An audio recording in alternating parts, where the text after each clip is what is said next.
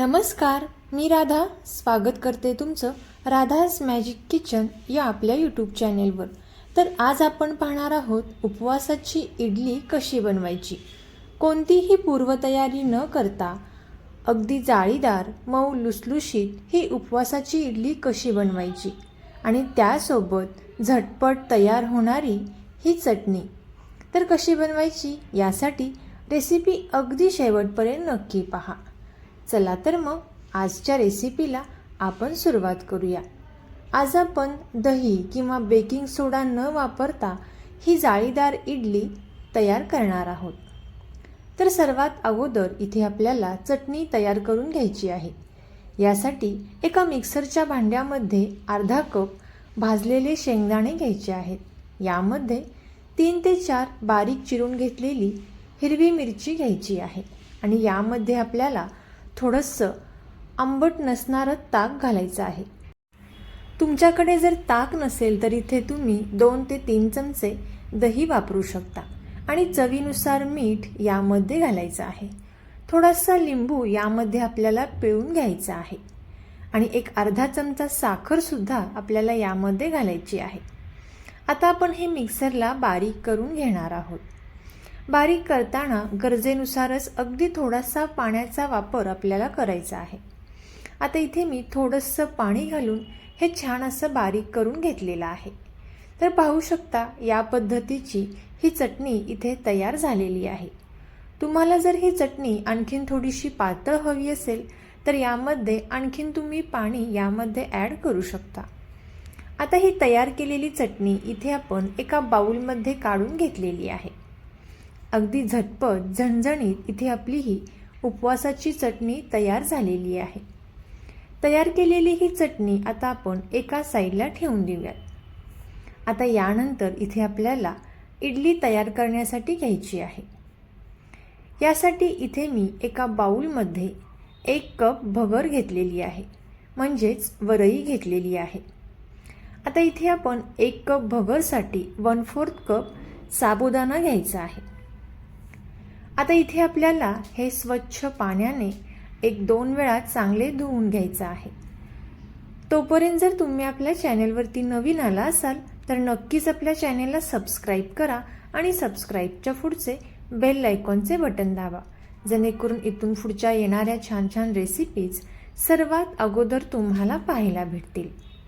आता इथे मी 1-2 वेळा हे स्वच्छ पाण्याने चांगलं धुवून घेते। आता हे चांगलं स्वच्छ पाण्याने धुवून घेतल्यानंतर यामध्ये आपल्याला गरम पाणी घालायचं आहे। इथे मी 1 ग्लास गरम पाणी यामध्ये घातलेलं आहे आणि चमच्याने इथे आपण हे पुन्हा एकदा या पद्धतीने थोडंसं मिक्स करून घ्यायचं आहे आणि यावरती झाकण ठेवून एक 15 मिनिटांसाठी हे छान असं भिजवून द्यायचं आहे। एक 15 मिनिटांनंतर हे छान असं भिजलेलं असेल। इथे आपण गरम पाण्याचा वापर केल्यामुळे साबुदाणा आणि भगर ही लवकर भिजली जाते। आता यामधील पाणी आपल्याला काढून घ्यायचं आहे। पाणी काढून घेतल्यानंतर हे भगर आणि साबुदाणा एका मिक्सरच्या भांड्यामध्ये घालायचं आहे। आता हे मिक्सरच्या भांड्यामध्ये घातल्यानंतर यामध्ये आपल्याला ताक घालून घ्यायचं आहे। इथे मी अर्धा कपला पण थोडेसे कमी ताक यामध्ये वापरलेलं आहे। इथे तुम्ही ताकाच्या ऐवजी दह्याचा वापर देखील करू शकता। आता यानंतर यामध्ये आपल्याला चवीनुसार मीठ घालून घ्यायचं आहे। ताक किंवा दही घालताना इथे आपल्याला प्रमाणामध्ये घालायचं आहे। खूप जास्त ताक घातलं किंवा खूप जास्त दही घातलं तर बॅटर हे आपलं पातळ होण्याची शक्यता आहे। यासाठी प्रमाणामध्येच इथे आपल्याला दही किंवा ताकाचा वापर करायचा आहे। आता आपण हे मिश्रण मिक्सरला बारीक करून घेतलेलं आहे आणि हे तयार झालेलं इडलीचं बॅटर इथे आपल्याला एका बाउलमध्ये काढून घ्यायचं आहे। तर पाहू शकता तुम्ही याची कन्सिस्टन्सी अगदी खूप पातळही नाही किंवा अगदी खूप घट्टही नाही, या पद्धतीनं बॅटर इथे आपल्याला तयार करून घ्यायचं आहे। आता यामध्ये आपल्याला एक इनोचं सॅचेट यामध्ये घालायचं आहे आणि हे मिश्रण चांगलं मिक्स करून घ्यायचं आहे। आता इथे आपल्याला हे मिश्रण पटपट चांगलं मिक्स करून घ्यायचं आहे आणि लगेचच इथे आपल्याला हे इडली पात्रामध्ये ओतून घ्यायचं आहे। आता इथे आपल्याला एका साईडला इडली पात्रामध्ये पाणी गरम करण्यासाठी ठेवायचं आहे. पाण्याला छान उकळी आल्यानंतरच आपण हे जे बॅटर आहे ते आपण पटकन इडली पात्रामध्ये घालून घेणार आहोत. यासाठी इडलीचे बॅटर तयार करण्या अगोदर इडलीच्या पात्रामध्ये पाणी गरम करण्यासाठी ठेवावे. आता हे तयार केलेलं बॅटर इथे आपल्याला या इडली प्लेटमध्ये घालून घ्यायचं आहे आणि याच प्रकारे मी बाकीच्या सुद्धा प्लेटमध्ये हे बॅटर घालून घेतलेलं आहे. बॅटर हे प्लेटमध्ये घालण्या अगोदर प्लेटला तेल लावून घ्यायचं आहे.